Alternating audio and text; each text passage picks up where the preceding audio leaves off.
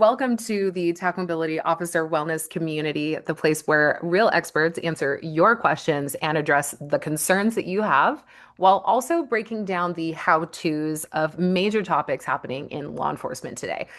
If you're new here, my name is Erica Gaines, and I'm the CEO and founder of TacMobility. I work with officers, agencies, and supervisors to build resilient, capable cops who think clearly, move well, and who go home at the end of their shift.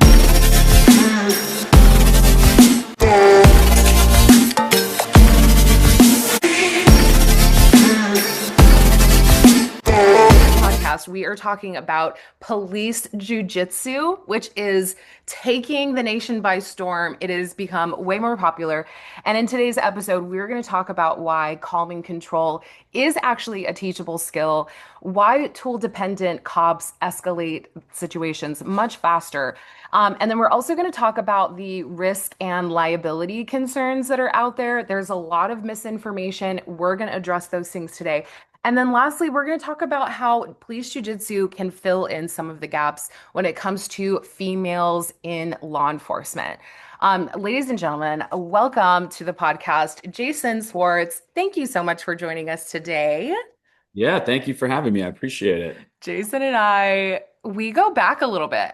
I was trying to think of I feel like we both kind of founded our companies around the same time. When was Jiu Jitsu Five-O founded? Yeah, so I kind of started my Instagram page in like 2019, Yeah. not really knowing what I wanted to do with it. It sort of turned into a business, but that's kind of about the time that I got started, which I think was same as you, right? Yeah, same. Yeah, I love that. And it's been really cool watching Jason's success sort of go up and up and up. The more people get interested in jujitsu, I think it's getting harder and harder to ignore the topic. And I really love that because obviously this is something that you're really passionate about. So for those of you who do not know, Jason was a cop for 11 years in arguably one of the most like politically polarized states. Why are there, what's happening in Minnesota right now? I I hadn't know, heard. like as I wrote that, I was like, and it still is. Like Yeah. Minnesota is becoming like the epicenter of national discourse, and Crazy. it is happening today. So I want to kind of like talk about. So you founded Jiu Jitsu Five-O, but like what were like some of the problems that you were seeing in policing that even led you down this road of like we've got to get this in the hands of more people? Yeah, I mean, so like you said, I was a cop for 11 years. I was always like heavily involved on the training side of things. I became one of our combative tactics instructors back in like 2013 when I had just gotten my blue belt. So I'd been training jiu-jitsu for a little bit, maybe a couple of years at that time. And I was sent to a lot of different instructor level courses and supplemental type of courses. And I saw what the agency was teaching us. And then I started seeing kind of a trend in what was being taught across the country. And a lot of it is still being taught. That's just this like completely, in my opinion, useless trash tactics that are a waste of everyone's time that only exist to check a box, right? So administrators can say, yep, we've done our training, we've checked that box, we no longer can be held liable for anything that happens. And it's just, I saw this trend in being involved in a lot of those trainings. I was like, this is just not the way. And then social media started becoming kind of bigger and bigger at that time. And you started seeing a lot more of these arrest incidents on social media because everybody started pulling their phones out and recording every time the cops were doing anything, right? And so then we started to see all of the bad tactics that have been being trained or not trained, I should say, over the last several decades. That stuff really started to come to light because it started getting posted all over the internet. And so I Mm. think that it was really the right time to start promoting better control and defense tactics for cops. And for the longest time, it was always called defensive tactics, which was always flawed because 9 times out of 10, you're not really defending yourself on the street. Obviously, there are times when that happens, but for the majority of incidents that you're involved in as a patrol cop, it's you grappling with somebody. You tell them they're under arrest, you grab onto their arms to put them behind their back, they start resisting, and then the fight is on, right? And a lot of those instances, we talk more about like control tactics. Like I refer to it as control and defense training. But I think the control piece is really the piece that we weren't focusing on in the industry for the longest time. It was always defensive tactics and kicking bags and hitting bags with foam batons and yelling get back and relying on these stupid tools that they give us.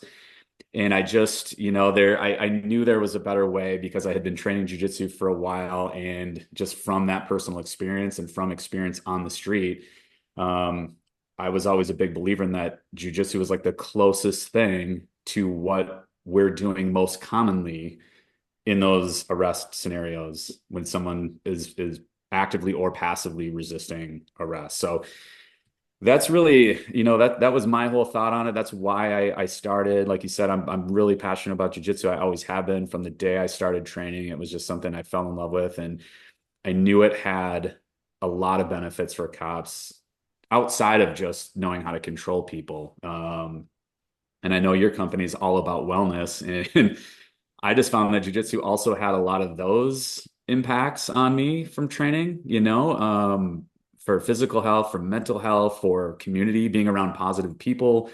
You go to a jiu-jitsu class and you're not around cops. You know what I mean? You're around just normal everyday people who are positive and have like normal lives, and they're all there trying to accomplish the same goal of getting better at jiu-jitsu. And it's nice to have that community outside of your cop friends, because if all you do is hang around cops all day at work and then you hang out with cops all day after work, Yeah, dude. as you know, because you're married to it, right? Like we are by nature negative fucking people, right? Like we're just No, I've never noticed that at all. yeah. And Oh, it's not our fault. We're products of our environment. I think we yeah. try to be positive, but it's very easy to like go down that, that rabbit hole and just Yeah. turn into an angry, negative person all the time. And with jujitsu, I just found that it was a nice relief to be able to like go to class and be around people that were just like normal and positive and laughed and smiled and weren't always complaining about everything. You said something that I thought was really interesting that I hadn't really thought about, but that sort of the genesis of what you're doing and just sort of the phenomenon that is jujitsu and police. I hadn't really thought about it coming from all of the videos that were being taken from police or from people and citizens that are on the street. And then I just kind of had like this thought trail that you're you're onto something in the sense that so many agencies, at least from my perspective, everything is so reactionary. Everything is always, what are we going to do after the fact? And it's, correct me where I'm wrong here, but it seems like that's like the least, you have the least amount of control when you're constantly trying to be reactionary versus being proactive and being ready going into any type of engagement. Is that accurate? No, I think very accurate. I think if you take a more proactive approach, then you don't have to be on the defensive and have all this negative publicity.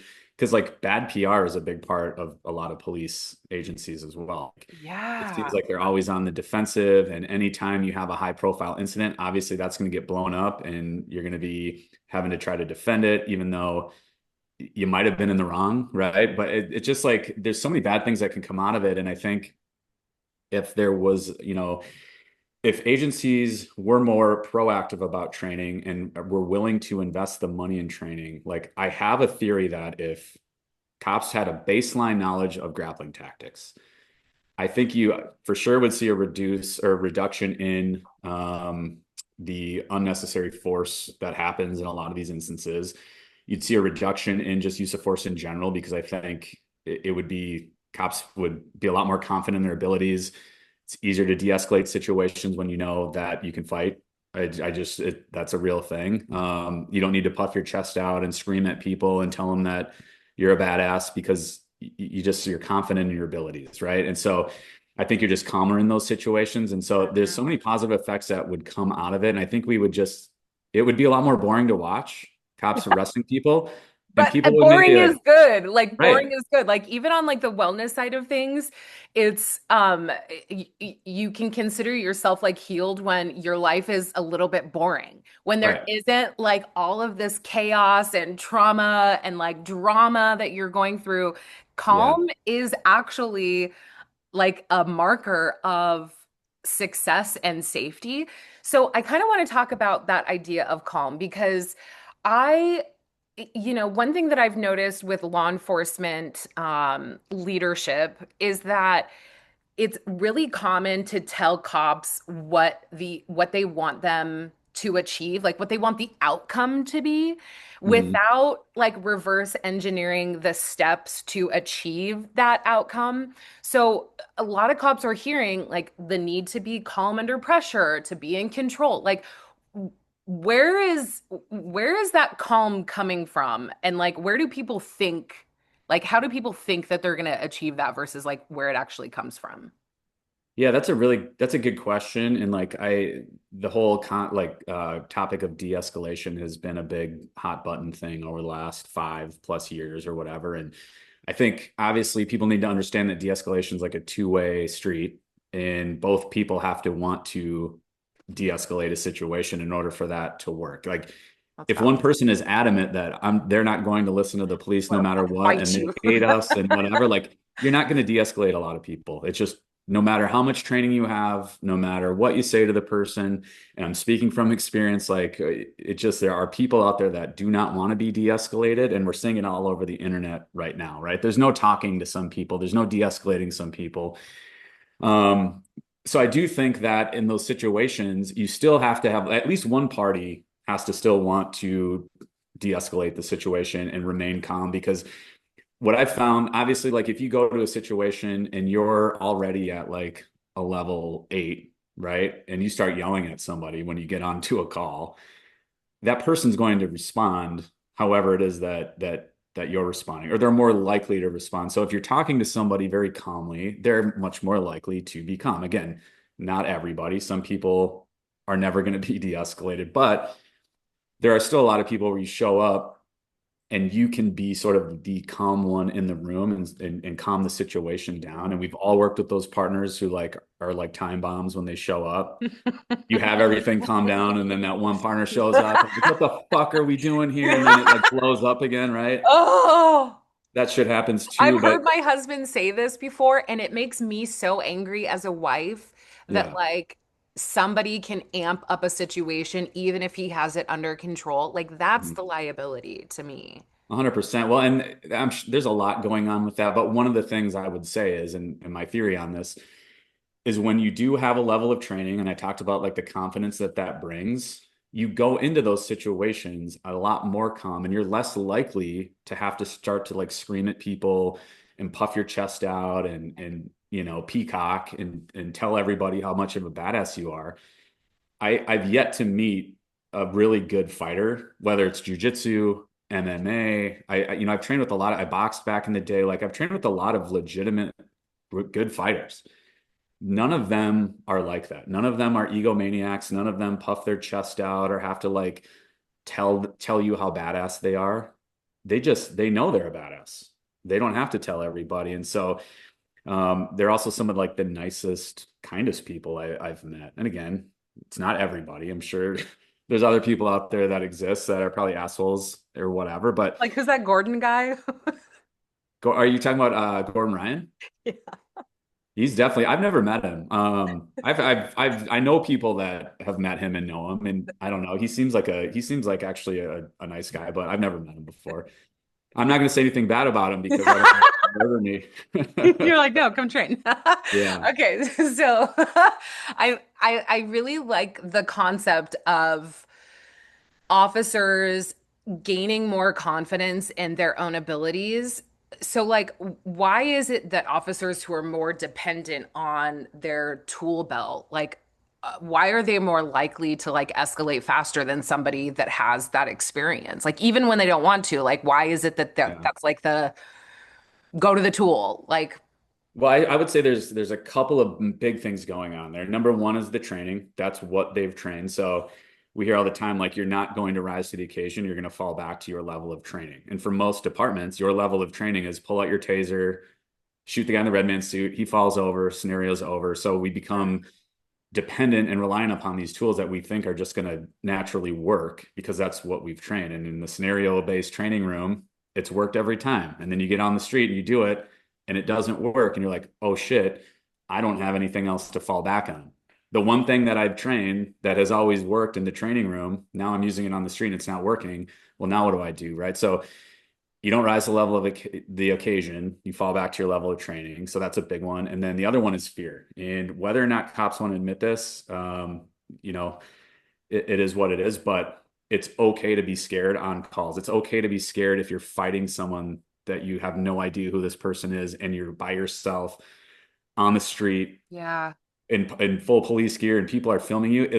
It's okay to feel fear. And you got cops who are like, I'm not fucking afraid of anything, like I don't have fear. It's like, dude, if you're a human being and you've been involved in some of these Yeah. instances, you've experienced fear before, and that's healthy, right? Like it's normal to feel that. But where I think that fear comes into play and starts to reveal itself as like escalated force is when, again, you're afraid, but you don't have anything to fall back on. Now it's like, oh shit, Mhm. I got to resort to these like caveman tactics. I'm making things up on the fly. I'm Right. pulling people's hair. I'm punching people in the face. I do a lot of breakdown videos, like in my app. I show a real world incident, and then I kind of break it down and talk about what could have went better, tactics that could be used. So if you ever find yourself in a similar situation, like here's some things that you can train for this. Mm. I was watching one today actually where it was like two cops outside of a Walmart, probably some theft suspect who he's punching both of them and they're trying to get control of this guy. They're pulling on jackets and they're falling over themselves. And it not only is it like embarrassing, and I don't like to like Monday morning quarterback or trash cops that are involved in these incidents, but it just, you watch some of this stuff and you see it, they're scared, they don't know what to do, and so they end up doing crazy stuff.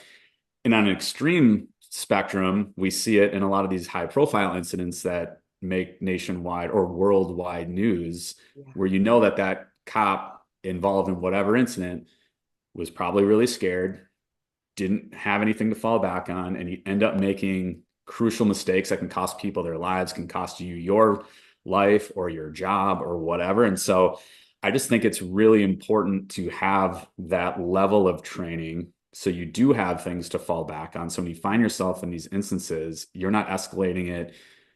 You're not, doing something that's going to get you jammed up, get you sent to prison, all these things that can happen, right? And there's no guarantees, but the one thing that we can control is how often we train and what we're training. That is one thing that is 100% within our control. Mm. And I know the street, like there's so many different things that can happen on calls and different environments, all that stuff, but that definitely is one thing that we can control. And I think if more agencies invested in that, you wouldn't see a lot of this crazy shit that you're at least Yeah. to the degree of which it is right now. Well, you bring up a good point in the sense that when you're in that DT room, the guy that you're fighting, quote unquote, is someone that has like a prescribed way that he's going to respond to your prescribed attacks. He's 100%. not going to do what that tweaked out person down the road who has nothing to lose is going to do. And Yep. I think that one of the really impactful components of jujitsu is you're learning how to grapple with somebody else who has their own train of thought, that has their own experience, their own motive and goal.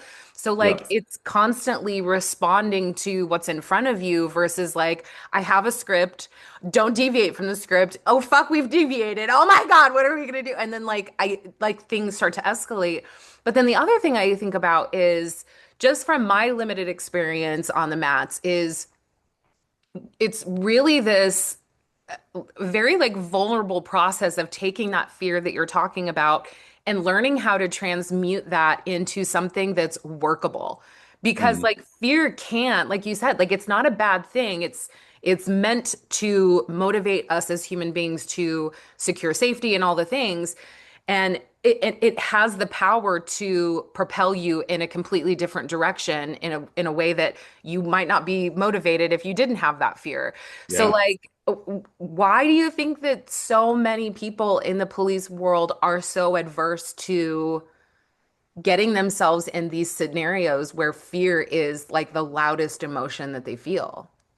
Yeah, well, I think because it does cause fear and like people don't like that feeling, right? I'd rather just avoid that and not have to deal with. I'll set that aside and hope it never comes back kind of But thing, right? cops are willing to run towards the bullet, right? Like they're Yeah. willing to accept fear, but not in this like scenario where you're on the floor with somebody and you're like rolling around. Why is there that separation? I can't speak for every, I mean, ego comes into it too, and I'll touch on that in a second. But like on the topic of fear, I can't speak for everybody, but I know for me, like it wasn't, and I don't know why this is, and I'm sure cops can back me on this, but I wasn't necessarily as scared of running in toward a crazy event with a guy with a gun or whatever. Like we get excited about that as cops, right? Like crazy guy running around with a gun, like, oh, let's fucking go. Let's go after this. And like it's exciting. Because I guess we train for it and we know it's part of the job. I I never was really scared of that stuff. I was more afraid of what if I'm by myself and I get attacked? What if I'm in an apartment and I'm talking to a domestic assault victim and the dude comes back and he's a giant motherfucker and he wants to fight me and I'm gonna have to fight with all my gear on in an apartment in an unknown place by myself, right? Mhm. Those were the things that I would think about. Like that would scare me a little bit. And so I think there is this thing where we're probably more afraid of fighting, and it's exhausting. If you've ever fought someone to the point where like you've reached exhaustion, there's fear and panic that comes with that. I've only ever done it in the jiu-jitsu world, and there is this like it's like coming out of my throat, just like this like burning hot, like overwhelming, I'm going to die.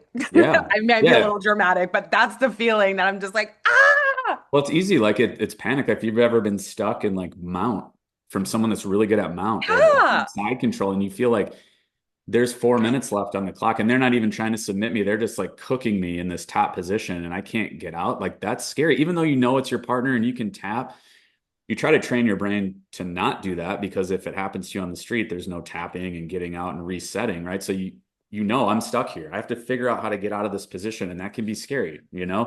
Um, and I'll be the first to admit that. And there's a lot of guys that can back me up on this. So it just I think there is you are afraid because it is a little bit scarier to fight someone and not know what you're doing Yeah.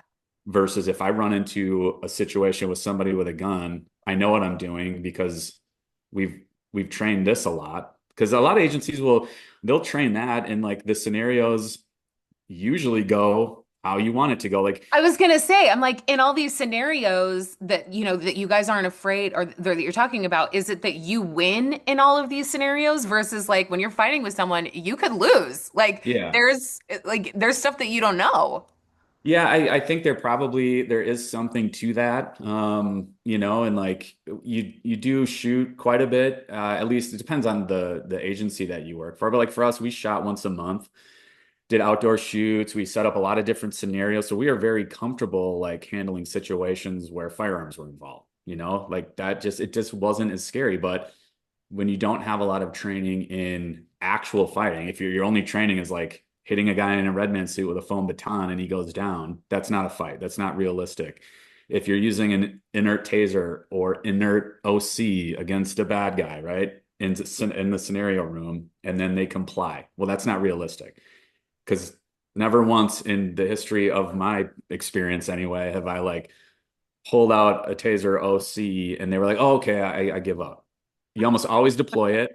And Yeah. even then they still fight, right? So I think there's that. And then the ego thing gets talked about a lot. And I definitely think that is a huge part of it. Cops don't want to have to be faced with the fact that they're maybe not as tough as they thought they were. And I speak from experience, so I'm not knocking them. I used to be that guy before I started training jiu-jitsu. I was big into like powerlifting. I'm not a big dude by any means. I'm 5 foot. I say 5'8", but that's probably a lie. I'm Fuck. I'm probably 5'7". But I'm going to tell all your viewers right now But for the the black record. belt adds a couple of inches, I think. I So we're fine. mean, We're fine. I don't know. I'm I, also 45 years old, so oh, okay. it balances each other out, I think. But yeah, before I started training, I didn't have any grappling experience. I hadn't started boxing yet. I was just a dude that lifted weights, and I was pretty strong. I was like doing all these powerlifting things. I was repping 225 on the bench for my size. That's pretty good. I thought like, oh, I'm a badass, and I would puff my chest out, and I thought I was a badass, and I would tell people how badass I was. And then when I became a cop, I got into a fight by myself against a dude that was probably about like my size, maybe skinnier, not as strong. And I quickly realized I was like, oh God, this guy's resisting. I have no idea what I'm doing other than to try to like overpower this guy. I could bench press this guy, but that's Yeah. it. But he was like super wiry, right? And like one of those just cases where my strength didn't necessarily matter. Not it helped me kind of hold him down until my partner got there, but it was a very eye-opening experience for me because I tell this story a lot for context, but in my brain, I'm like, after that happened, I was like, yeah, it worked out, great. But what happens next time? Because I worked in a busy city where we Mhm. fought people a lot. And I'm like, there will absolutely be a next time when I'm going to fight someone by myself. And what if that dude's 6'2" and 225 pounds and he's way stronger than me? Like, now what? Am I going to like rely on my taser? Probably not. Am I going to pepper spray him? Am I going to use lethal force against someone where I'm not legally justified to use lethal force against an unarmed guy? You know what I mean? Like, so you have to think about that stuff. And so for me, I was like, if I'm going to do this job in the long term, I'm going to learn how to fight. I'm going to learn how to grapple and I'm going to figure this shit out. And it was a big, I mean, when I walked into the jiu-jitsu gym for the first time, it was a moment where I had to kind of swallow my pride and realize that I'm not tough. I don't know anything. Here's what I love about that is it automatically makes me think of women in law enforcement and something that I think jujitsu does that is I don't know. I feel like it's very unique, and maybe it's just a martial arts thing, but it doesn't, it's not about like making women stronger. It sort of makes strength less relevant because it's about like skill and technique and the confidence that comes from it. And Mhm. that is, the research shows when women are coming into the academy, they're scoring lower on defensive tactics. And it's this lack of exposure that women have to fighting as young women and growing up in the world where we're aware that, as a woman, we are the weaker gender and we are, this and that. And I think that that holds a lot of women back and sort of causes them to lean on this verbal de-escalation. Talk to me about how you've seen jujitsu propel women's confidence and just their overall ability to sort of be equal or be seen as equal in law enforcement. Yeah, I have a couple of examples. The first one, so I worked with a couple of really like badass female cops back in the day. And we trained jujitsu based tactics at my agency. And back when we could do neck restraints, before they got banned after the whole Floyd thing, I still would argue that neck restraints should come back. And as long as they're trained properly, it's probably the safest, most effective tool that law enforcement has to them. And we could probably do a whole nother episode on neck restraints, but back when Yeah, we that's a could do spicy them. comment. Yeah, Yeah. we'll have to do another one because that is going to ruffle some people.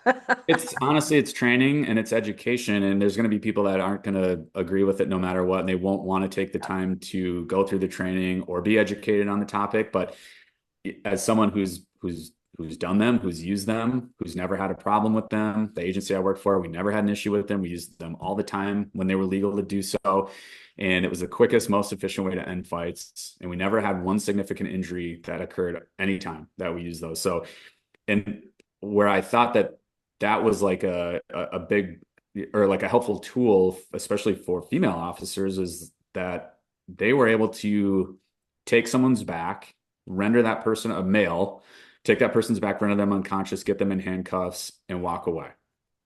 Nobody got hurt. Nothing crazy happened. And that was a great tool for them to be able to defend themselves. Now, there's still great tactics that can be used by men and women in law enforcement. And what I saw when I was running my law enforcement class back in my old gym in Minneapolis before I moved to Nashville, we did a weekly law enforcement class that was free to cops and really any first responders, but it was mostly cops that would show up. And there were a handful of female officers in that class, and I watched them go from like day one, not knowing anything, to like a year later. They consistently showed up every Friday. Some of them joined the gym and trained outside of it, but a lot of them only trained just like one day a week, every Friday. And you would see new male cops come into the class like after a year, right? Because we'd always be getting new people that would come in and try it. And these females that I watched from day one through the end of the year would fucking dominate these guys. We would do positional training and live rounds, and guys would be trying to like control these female cops, and they would be on their back. They'd be holding them down in side control. They'd be sweeping them from closed guard to get on top to get back to their feet.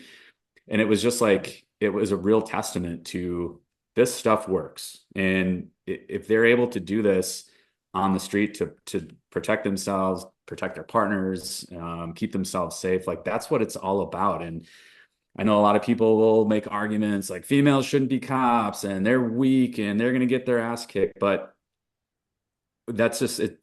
I think it's a stupid argument, right? Well, Like I've it's worked, like this image that we have of like giant man facing small female. And what you said just completely eradicates that argument because you just like flipped it around and said no, like control from the back. Like I've never really thought about that. And that yeah, does completely change things yeah. for any fighter. Well, and also like not every situation involves a giant man fighting a weak, small patrol cop, right? Like some of the people we fight are just normal sized fucking crackheads that don't know how to fight. So if you have a fundamental skill set of grappling tactics, especially if you're a female officer and you're fighting some of these like folks on the street, theft at Walmart, whatever, and you're going up against someone that isn't a huge, big, strong person, you're going to be able to control that person. Now, any of us, men or women, we can get our ass kicked at any given day. You might meet that person that can beat the shit out of you. And that's just a sad reality of the job, unfortunately. But knowing that, do you like your chances against that person having zero fucking fight training whatsoever? Or do you like your chances if you've been training for 3 years, 3 days a week in jujitsu, in Muay Thai, whatever? Yeah. Because I do think striking is should be trained as well. But I mean, I'll like, speak as a wife. I 100% want that for my spouse. Like yeah, I want him to have like an increased chance of walking away from that encounter with all of his body intact. And, maybe there's a little injury involved, but yeah, like I want that. And I think what you said, I was having a discussion with someone, talking about like women in law enforcement and fights. And I said, it might be the cool, sexy thing to talk about fights, but you're not going to walk away from a fight without some sort of damage, some yeah, sort of something that lingers. That's the goal is to go home safe. Like yeah, it's not to go around fighting and being able to whatever. Even if you get into a shooting, like you said, what does that mean for your career, your reputation? What does that do for law enforcement as a whole? It's not a clean thing that happens. So right. that kind of like brings me into the next topic of some of the issues around, optics and what holds agencies back from bringing on police jujitsu. There's a lot of talk about risk and liability and just the overall perception of what that means. So like what do you say to agencies that are just like, no, we're going to stick to DT because there's injury risk or, optics doesn't look good? Yeah. Well, I mean, first and foremost, like nothing worth having comes easy. So if your training is easy and you're getting together once a year for 4 hours, 8 hours, and you check some boxes, it's probably not worth having. And it's only a matter of time before something happens. And so, yes, like would you rather be held liable for some bumps and bruises that happen in your jujitsu training class? Because if you're not getting some bumps and bruises in training, then you're not training. And I tell people that when I put on in-person classes, I said, if you guys walk out of here without bumps and bruises and you're not sore at the end of my 2 day or 3 day class, then I didn't do my job, because that's not training. That's us getting together and pretending to like grapple each other and pretending to train. You should have some bumps and bruises. Now, I'm not big on people getting injured, right? Like I don't want any significant injuries, but when you're training hard, sometimes that stuff does happen, and it is inherent risk that comes along with any training. When you take your cops to the gun range to do firearms training, there's Yeah. an inherent risk there. Now agencies aren't going to stop doing firearms training because something bad might happen, right? So it's no different with jujitsu. Um, but I think your liability as an agency and as a city is far greater when you're sending cops out into the street to deal with these crazy situations that have absolutely no training. Because let's call it what it is. Like hitting a guy in a red man suit or a bag with a foam baton and yelling "get back" and going through a couple of reps for 4 hours a year, that is not training. They're not getting anything out of it. It is a complete waste of everyone's time. And again, it's only a matter of time before something happens on the street where now you're putting those officers at greater risk if you actually care about your cops. Well, You're it's like putting, a false sense of like security that you're giving your officers when really they don't have adequate fighting skills in the least if that's the amount of training that you're going to put them through. right.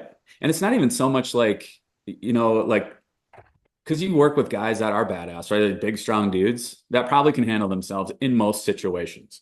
But kind of going back to the what we were talking about, if you don't have anything to fall back on, and now I'm making things up on the fly, and I start using force that maybe isn't necessary, that I could have easily controlled someone with basic grappling tactics, that's where your liability is a lot less when those guys know how to do these things versus just like hammer fisting someone's face in until they comply, right? And so that Also is not good for optics. no, and that's the other thing we talked about: Yeah. jujitsu being boring to watch, and where we live in a day and age where everything is on display now. Like Yeah. every time you go to a wrestling, you're probably going to be recorded. Especially if it's not on body cam, it's going to be on someone's cell phone, and it's going up. It's going to be posted on social media. So if Yeah. we can make those instances a lot more boring, that's a huge thing. But yeah, I just think that the liability is so much higher when you're doing this nonsense training and then sending your cops out there to deal with real stuff. So speaking of nonsense training, you and I had a discussion about this the last time that we chatted. The whole 40-hour certification model. You're wanting to save money at your agency, so you send somebody at the agency that's like super jazzed and ready, and they want to take this course. They go, they attend 5 days of training, and they come back and they are just ready to teach the agency. They're proficient. Yeah. Talk to me about your thoughts around this model and why it is like falling short of like an excellent standard. Yeah. So there's a couple of things with it. And I'll start by saying there are some really good 40-hour classes out there, some really good certification courses, right? Some great training companies that put out really good tactics, that have instructors that really know their shit, that train on their own time. So there's some great classes out there. The part of that system that I think is broken is that agencies do what agencies do, and they just are like, oh, okay, who wants to be a defensive tactics instructor? Oh, okay, John, you're big and strong. You Right. got the job. What's your qualifications and background? Well, he doesn't have any. He just looks athletic, right?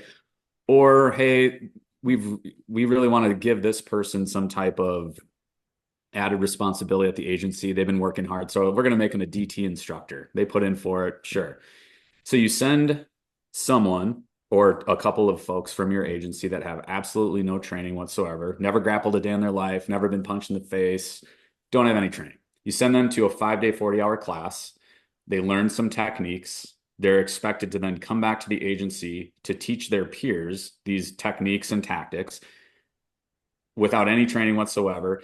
Yeah. And they probably have forgotten A most hundred of what they percent. learned. right? 100%. And That's the again, thing speaking about from training. experience. Yeah, you Yeah, come back and you're like, you're jazzed and you're like, wait, what the fuck did I just learn? You're like, a hundred you're like percent. filing through your papers, trying to figure out what's what. Like, Yes. yeah. And so not only did you forget half of it, but the stuff that you did remember that you're teaching, you're probably teaching it wrong or differently than you learned it because you don't understand fundamental concepts and principles like leverage, base. What do you do if this person does this once you've taken them down with this cool takedown that you learned? Okay, now they did something that you didn't train in that class. Because the guy, again, going back to like the red man suit examples, a lot of those classes that I'd been to in my career were like, yeah, you go through the techniques and tactics, but you don't actually train any of them against a fully resisting opponent. So it's just done with willing partners. There's no positional training. There's none of that that was going on.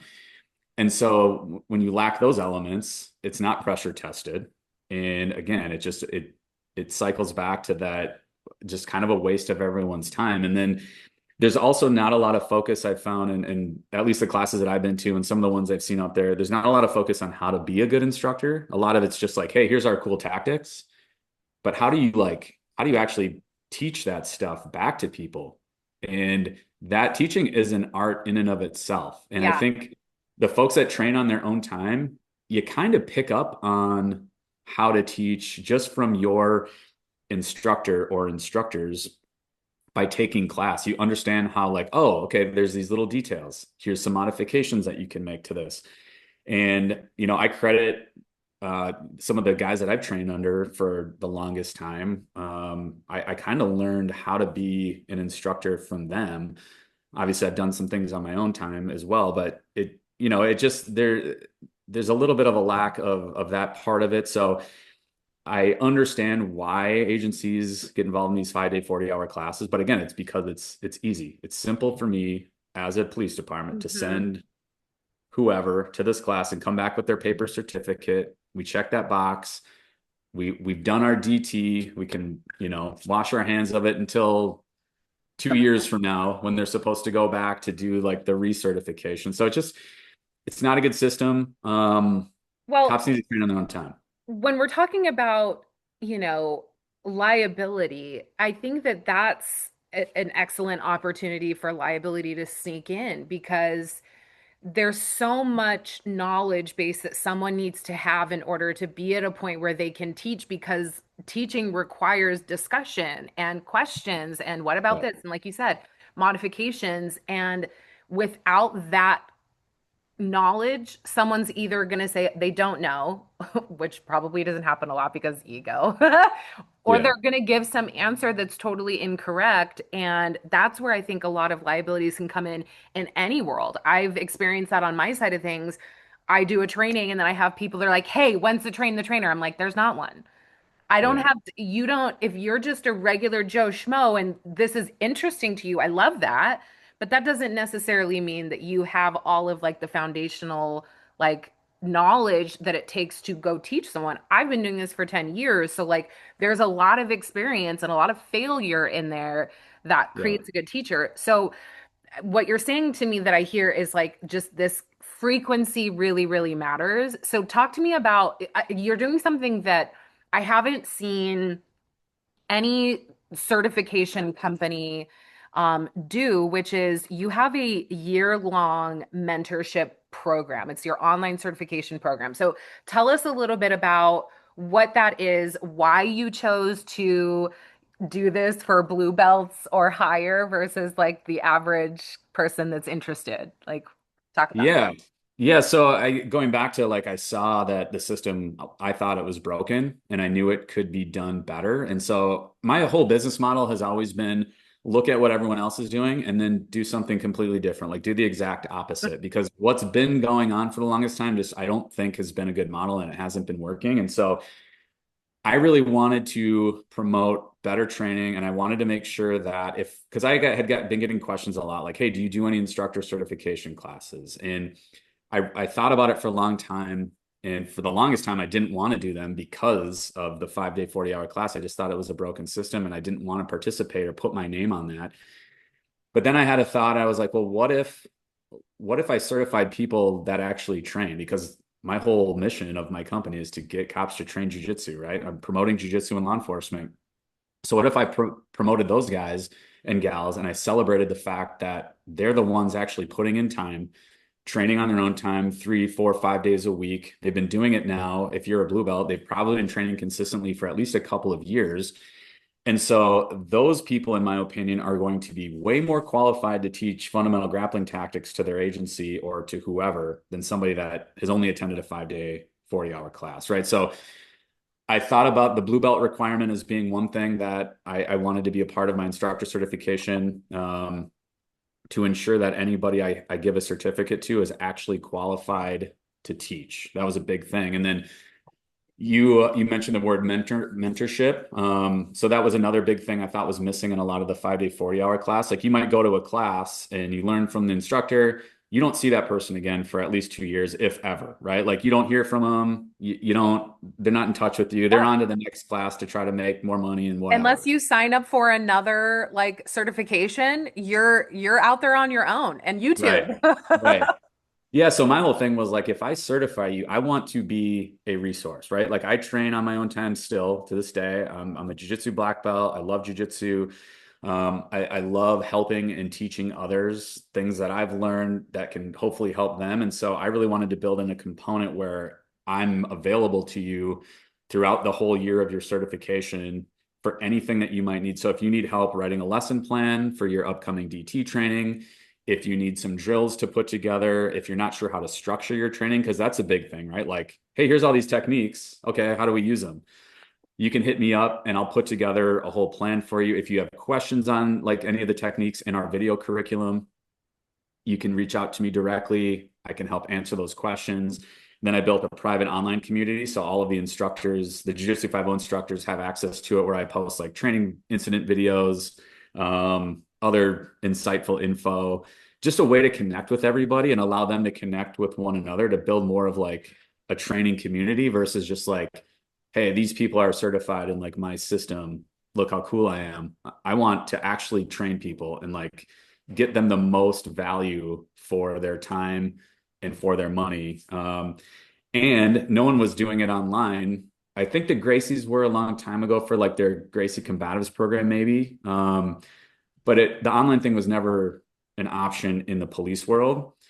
But the reason I felt comfortable doing it online was because these guys they already are putting in the mat time, right? If you're a blue belt, again, you're already training consistently on your own time. So part of my program, I was like, they can go through this course online. So they'll have access to all the videos. There's instructor development lessons.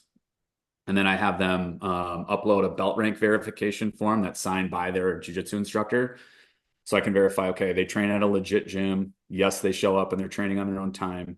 And then, yeah, so there's just, and then they have to submit some teach back videos so I can actually watch them teaching my tactics and I can provide them feedback. Um, Move. but yeah, so like overall, I want to be a part of their journey, of their process, and again, just be a training resource and help them out any way that I can.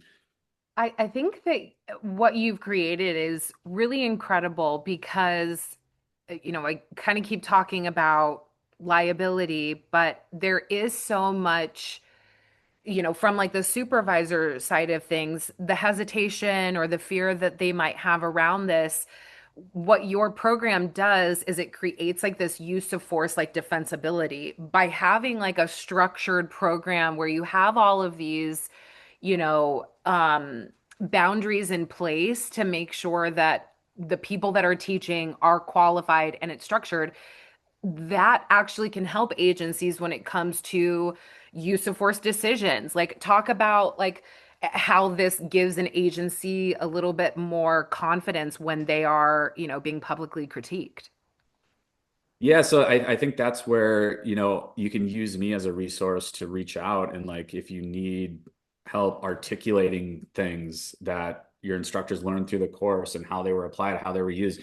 If you send me body cam footage or footage of the incident, I can help break that down. And so let those officers and your agency know like, hey, this is what maybe I would have done a little bit differently. Here's some things to think about the next time. Here's some things that went really well. I think that's an important part of the training process as well as like kind of that after action, going back and looking at Mm. of your video and all that kind of stuff. So yeah, there has to be more than just showing up and going through the motions and getting a piece of paper that says you're qualified to teach something. It's been a broken system for a long time. And, I also, my program is medically verified. I should mention that from emergency medicine doctor or emergency doctor. Sorry. Who's also a part-time police officer in the state of Minnesota. But I think he was like the medical director at one of the big hospitals back in Minneapolis, and so I've gotten to know him pretty well over the years. He trains jujitsu, and he went through my program, drafted a whole letter of about the program and how it's verified, and there's no like major flaws or issues with any of the tactics that we That's teach. So incredible. I Good should for note you. that as well. And also, I intentionally made it half the cost of the 5-day 40-hour class because I didn't want it to be a big thing where like I know budgets are tight and I'm not in it to become a multimillionaire, right? Like I'm not putting this stuff out because I want to make as much money as possible. Now I am a business.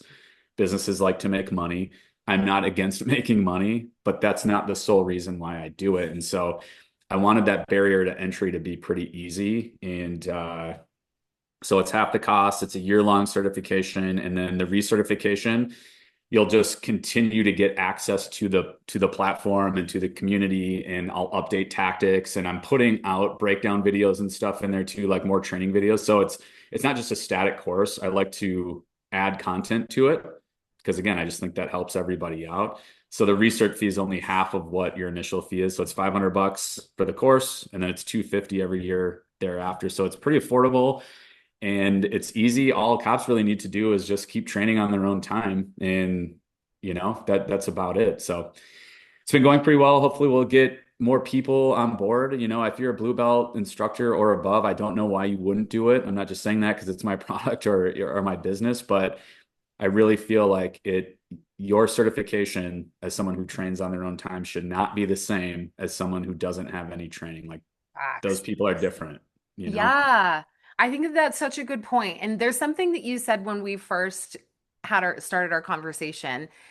You were talking about being on the mats on your own time, going to jiu-jitsu classes, and you're in this environment with other people that are positive and all the things. So Mhm. a lot of cops might not go into that environment, but if there's more of that, um, like the agency is putting together a jujitsu class and people are getting together, and that's what DT sort of evolves into looking like. There's this like natural like wellness component that's going to be involved in that, Mhm. like this.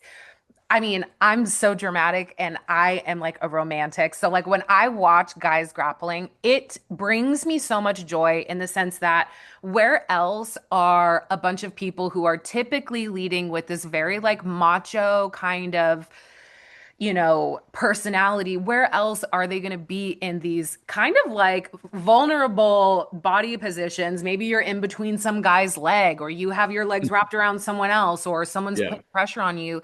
But even more than that, I really love the camaraderie that happens. And I think that that is something that the police culture in general needs to kind of undertake because I've been doing a lot of posts just about my outsider perspective and going, you guys treat each other like shit.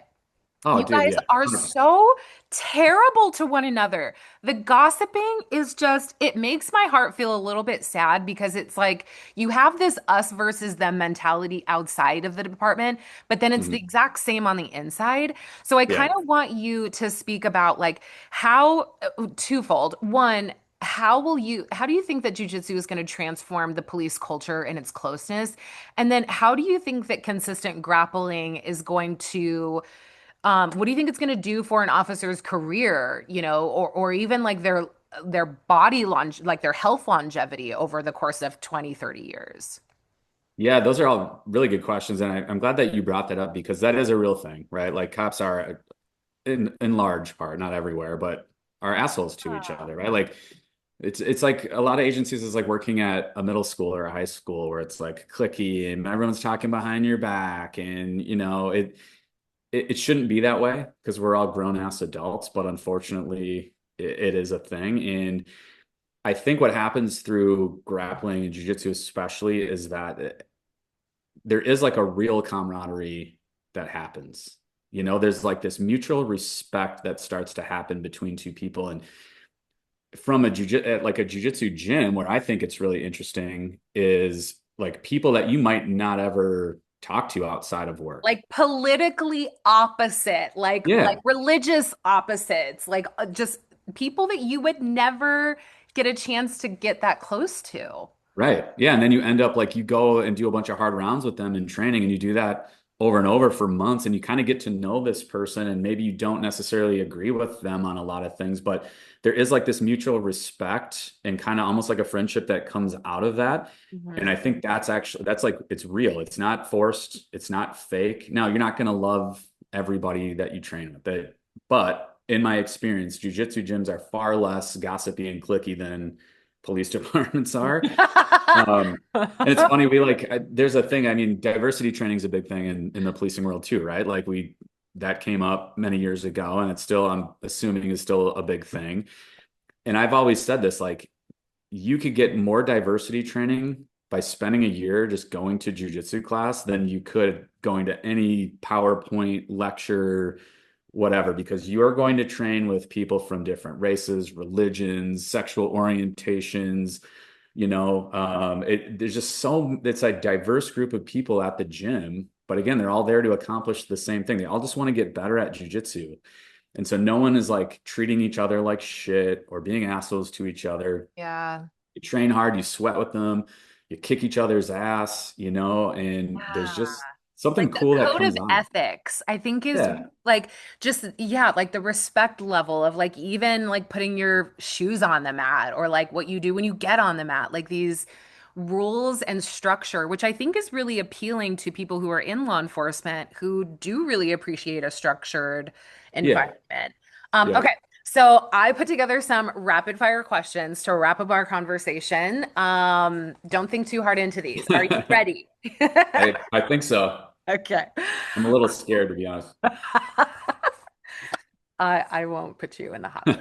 Okay. Most overrated police tool. Oh man. God, that's a really good question. I mean, probably taser, just because I think it works like 50% of the time. Okay. Most underrated training skill. Grappling for sure. Okay. Which is harder to teach, techniques or mindset? I think I'm not a big believer in mindset. I think mindset comes from training and gaining confidence. Like, I don't think you can just say, I'm a good fighter. I don't think that's enough. So I think it's harder to teach like techniques. Valid, valid. Which is more dangerous, untrained confidence or fear-based hesitation?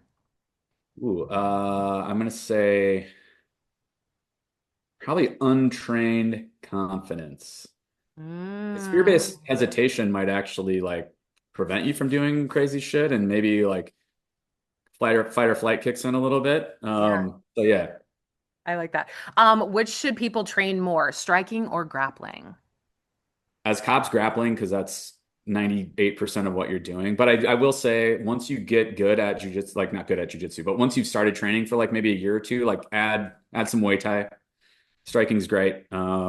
It's good to know how to do that. It's good to understand what it's like to be punched in the face and to punch someone in the face or Oh, kick them in the yeah. I leg. really want to do that. So at some point in my life, I do want to take a punch to the face and just see Yeah, it's what. not pleasant, but you'll Yeah. realize like it's not as big of a deal as you think. So, but set your foundation in grappling, like because that's the majority of what you're going to be doing, and that's what you should really be good at.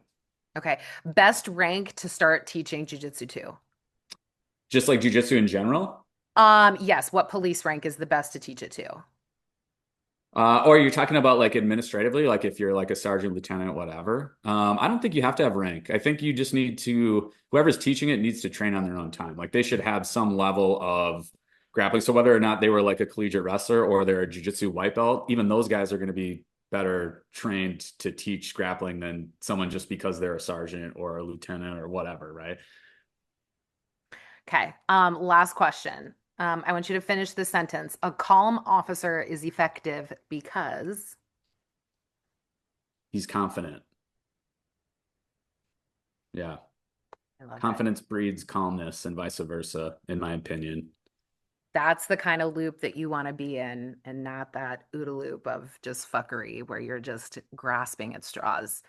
Right. Well, Jason, it has been a pleasure. Thank you so much for just being willing to kind of face on these questions that I think a lot of people are chewing on, whether or not an agency is going to bring on a jujitsu program or not. I think a lot of supervisors are kind of discussing that amongst themselves, the more that it's just in their face and the more that these videos are coming out where it's getting harder and harder to ignore cops' grappling skills. And I think for the people who are listening, who are just your average line officer, I think that this will really help to kind of solidify their decision. You should be doing jujitsu.